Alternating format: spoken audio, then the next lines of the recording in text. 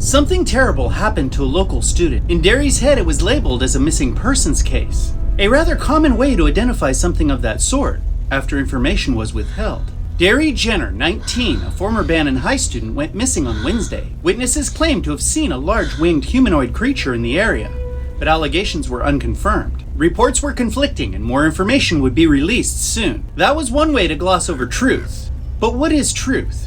Sometimes the lines that divide truth and fiction are blurry or missing. What really happened in the Poho County area in the spring of 2001? Did a student go missing? Or did something entirely different take place? Did the Jenners experience a nightmare? Or was it a nightmare?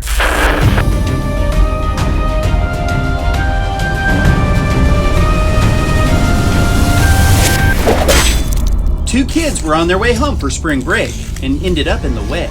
A dilapidated, hideous old truck seemed to want the space they were occupying. Darry did his best to get out of the way, but it wasn't good enough. The rusted archaic beast dashed back and forth, honked, and created a scene. Why did the angry metal giant attack?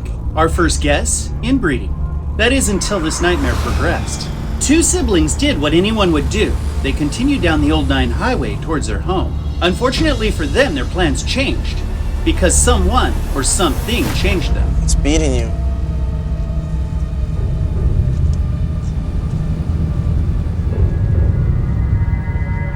The old truck and its driver were near a sinister-looking abandoned church doing something unacceptable. What was he doing? He just tossed something down that pipe. Something wrapped and roped. Something wrapped and roped with red stains on it. Whatever was going on at that church, it wasn't normal, and it wasn't okay. Trish and Darry decided to get out of there fast and call for help. But neither of those things would happen, at least not yet. The deceased-looking antique truck was very capable, and it caught up to the Jenners quickly. And of course, the point of a cell phone, idiot, is that it works when you need it. Some lunatic inbred serial killer caught them, rammed them, and ran them off the road. Fortunately for Trish and Darry, he kept going. But Darry wasn't finished. What if someone needed help back there? Reluctantly, Trish drove Darry back to the old church so she could stay in the car while he did what he had to do, quickly. It would only take a minute. They would just look down the pipe. That's it. Now you know that's what they should have done. Or maybe not. The pipe was dark, and a faint voice sprang from beneath. There were rats. Darry struggled, and Trish's grip on Darry's shoes was compromised. The end result was one Jenner on the surface, and another Jenner at the bottom of a rancid pipe in the terrifying space under a has-been church. Everything we've described so far really happened. We saw it. But what if I told you that was all that really happened? Because what is truth? What happened to Darry after he was vomited from the mouth of an old pipe? There is another, unwritten, unimagined, unlikely ending to Jeepers Creepers that we should explore. Hold on to something. Okay, you know the part in scary movies where somebody does something really stupid and everybody hates them for it? This is it. Darry's body raced at the speed of gravity towards the hard floor below. He landed, and everything went away. His hearing was replaced by a loud, monotone, dreamy ringing. He was forced to go to another place. Trish watched from the surface above, unable to reach her brother, screaming helplessly down through a swampy metal pipe at little bro below. He wasn't moving. Trish looked on in disbelief. His body was sprawled out, helpless, hopeless, motionless. This is the moment our journey takes a very serious detour. What if what Darry saw didn't really happen at all?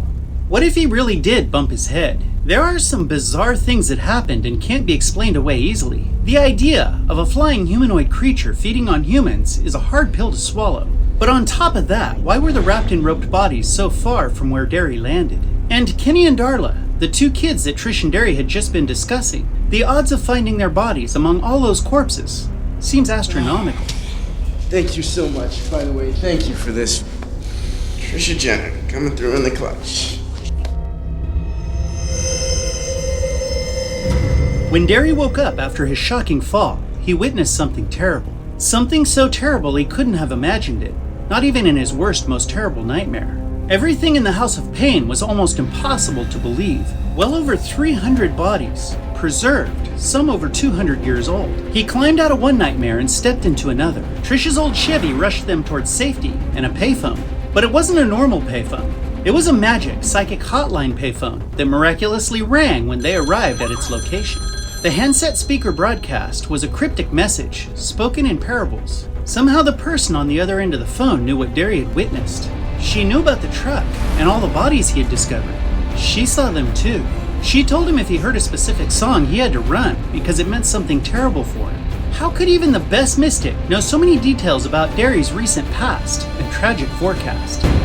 Darry! It's interesting, the psychic on the other end of the payphone saw the same truck that Darry and his sister saw out on the 9 just moments before. They traveled to the diner to call the police, but we never saw them make a call. Did the owner of Opper's Diner call? Maybe, but first responders would have wanted to talk to Darry. The only call we witnessed was an incoming informational call. Information to rationalize the thoughts of someone lost in a bad dream. And from our perspective, the state police just showed up as anticipated. Not only that, while making the report, Darry grabbed the officer's arm and shook him. That would never have been allowed. And while Darry inspected Trisha's molested Impala, he did it alone, while officers watched from a distance. Also unlikely. This isn't the way things would have happened, unless it was a first-person perspective happening in a non-reality. But Darry was still unconscious. Darry! Oh God, Darry, talk to me! Trisha and Darry led a convoy back to the location of a crime scene. The Jenners led as the officers followed. The old AM radio played, and Darry heard a version of the song the psychic had warned him about. The same song that meant something terrible for him. Notes and rhythm evoked concern, while directly behind 2 officers were being attacked. With one quick slice of a wicked, well-used battle axe, an officer's head flew through the air and landed on the Impala's hood, right in front of Darry. This started a vehicular avalanche. Rubber tires paid the price as 2 cars slid out of control in a well-synchronized automotive dance. Everything was still and quiet. Darry, say something! Doesn't it seem strange that Darry rode while Trish drove him through this mental storm? The police followed while Darry forged a path through the unknown with his own personal chauffeur, his sister, and a song serenaded Darry's ears. It was a completely different song with very similar lyrics, and it played at the moment 2 officers who offered protection were being slaughtered. And it was bizarre how the man that was following them landed on the roof of the police vehicle, then without explanation was instantly in the driver's seat, just like the pacings of a terrible dream. The officer's recently severed head came to rest in the road, illuminated by headlights of the very car it had just commanded. And as the killer exited the police cruiser, he whistled a song that Darry had become too familiar with. Darry commanded his sister to drive, and she did.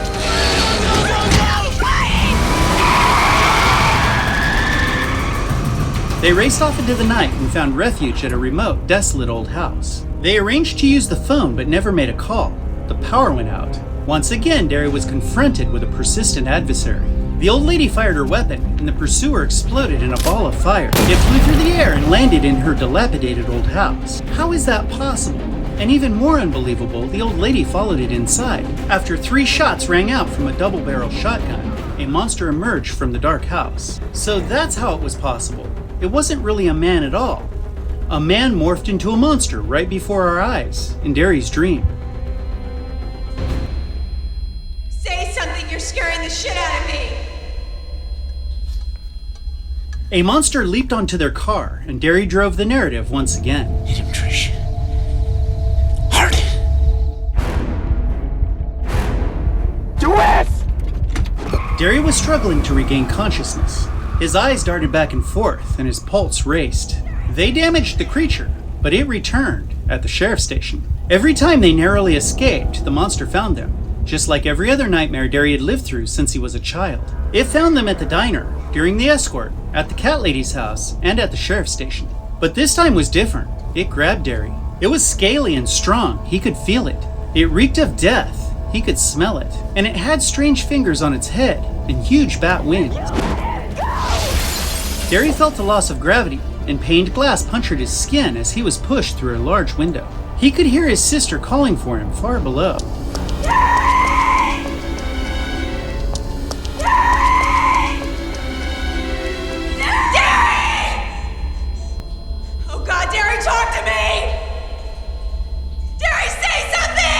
The events we watched unfolded like a dream would. So many imperfect parts fell together so perfectly. Darry drove in reality, but in his dream, Trish drove her Impala. As brother and sister, Trish was in command, but in his dream, Darry was the star. He led the police and directed his sister. Darry had fallen down an old rusted pipe and bumped his head. He knew it. It even manifested in his dream when his sister accused him of it. His imagination added volumes of fiction to an old truck attack that had taken them off the road. A detailed story had flowed out from the depths of Darry's troubled mind. Pent-up fear, hostility, and pain came pouring out while his guard was down. Darry imagined something terrible, something so terrible he could imagine it, even in his worst, most terrible nightmare. He found his way out of an ordinary-looking church basement. Darry and his relieved sister had to go make a report about 3 victims of a recent homicide that were laying under an abandoned church.